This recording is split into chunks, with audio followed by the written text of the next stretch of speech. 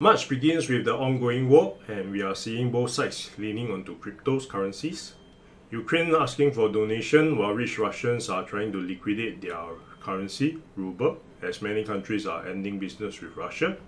Imagine how a Russian with only ruble in his bank would feel compared to a Russian with some cryptocurrencies. At the start of the war, we also see that Ukraine central banks limited cash withdrawal and suspended electronic cash transfer, and that Ukrainians had to flee their country with almost nothing, maybe just a bag of whatever they can fit in, and that's all they have. If you are a Ukrainian with crypto, you can still cash out in the local currencies like a local, but if all your money is tied to the bank, it can be problematic. Meanwhile, the biggest news in the NFT world is that Yuga Labs, the company behind Bored Ape Yacht Club, has bought over CryptoPunks and Me Beats from Lava Labs. CryptoPunk is one of the oldest NFT collections since 2017, but owning one is not as exciting as owning a Bored Ape Yacht Club. But now Yuga Labs has granted IP and commercial rights to the owners, just like what they did with their own Bored Apes. So maybe CryptoPunks can reach new heights. They have also launched their Ape Coin at apecoin.com. Be careful of the fake ones. And talking about Bored Apes, our Singapore YouTuber Tan Jin Hao has bought one, number 4302 at 74.74 ETH, which is 193,000.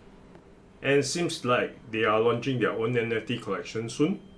Currently, I'm looking at another local collections, imaginary ones. They have not created their Discord or sold anything yet, but already there are bad actors trying to scam people with the images. Again, a reminder, any direct messages, private messages, or now even Facebook ads informing you of NFT opportunity is most likely a scam to be reported. If the young hustlers that are watching this don't think that people like me are paying attention to who's behind the scams, especially the ones that throw my face on your fucking project when I have nothing to do with it because you airdropped it into my wallet and then you say I backed it, you piece of shit, to try to trick people to give you money, or worse, one that I saw yesterday when you're doing an email phishing campaign to donate to the Ukraine and trying to make pretend that I sent that email. Do you understand what kind of piece of shit you are? We're finding you. We know who you are, and the A players in the business world are talking behind your back, and you fucked up your shit for a couple of dollars. While Nike has acquired Artifact, Adidas partnering Bored Ape, Puma has also got in the act with Cool Cats and Lazy Lions. Back to cryptocurrencies now. Recently, I saw a very interesting video on YouTube, Principles for Dealing with the Changing World Order by Dalio. It shows how a nation rises in power to be the reserve currency and how money is being a part of it, and how a country fall into decline, USA in particular. I also got to know about Dalio while watching Tony Robbins' video. Seems like his go-to guy for finance. In summary, currency goes down as a country prints more money due to the increased supply, and other financial assets will rise as the money are poured into these markets. And good times create weak people who create bad times. Heroes will then rise to recreate the good times. So check the link below if you are interested in the video. It's 44 minutes long but has already gathered millions of views in just a few days. One more thing about this video is that it's indicating that China will be taking over USA soon. However, it also points out that the country in power will not give up without a fight. War was mentioned at the decline part, which could be translated to as the current war as part of the USD weakening process. Or it could simply be a financial war like how other countries are reacting with Russia. And regarding the fight, I kind of link it to US President Biden's executive order on the cryptocurrencies.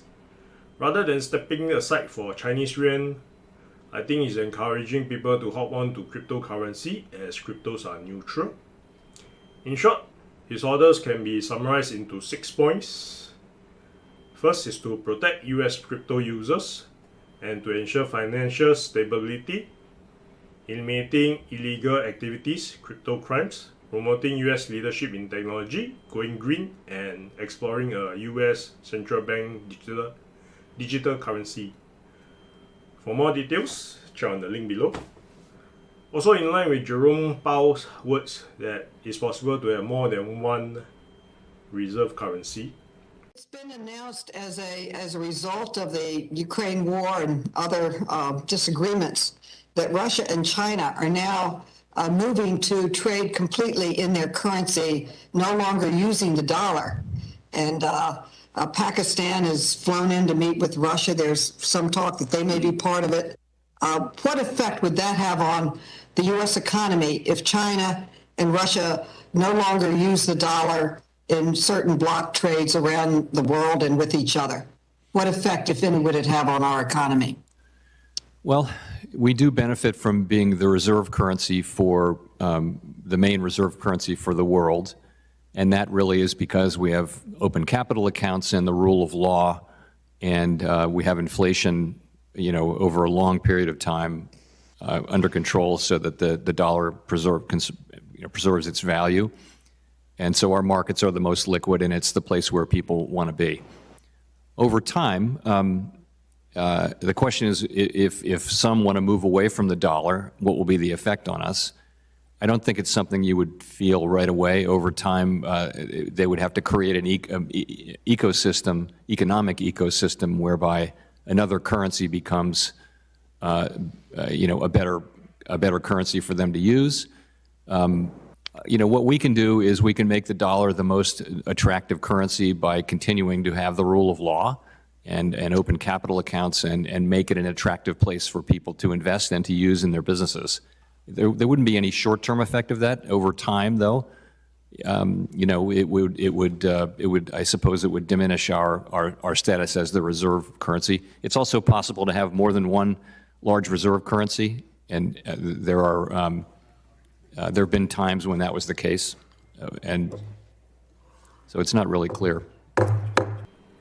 So it seems US will be expanding crypto further. As we all know, the rich use debt to grow richer, and that US Fed is rising interest rates. There could be less money going into any market. Rising interest rate is their way to control inflation, as too much money in supply means that money becomes cheaper. I'm not a financial student or professional, just explaining what I understand and how it could impact the crypto market. While crypto may be used for guarding inflation, in 2010, 5,000 Bitcoin was used to buy a $20 pizza. In fact, it was 10,000 Bitcoin that bought two. Today, just one Bitcoin can buy 2,000 of that pizza, excluding inflation. A $20 pizza back then would be more expensive now. I do not own any Bitcoin, I just study it as a reference as it dictates the whole market. Similarly, imagine if USD plunged today, well, most countries plunge together, or well, they rise against it. And there are experts saying that there will be a recession soon. Then again, we had one in 2020, and yet we also had a great resignation in the following year. In any crisis, I believe there are opportunities, so always keep an open mind. Or study the past to anticipate the future, like in the Ray Dalio video. History may not repeat, but it will rhyme. See you next time.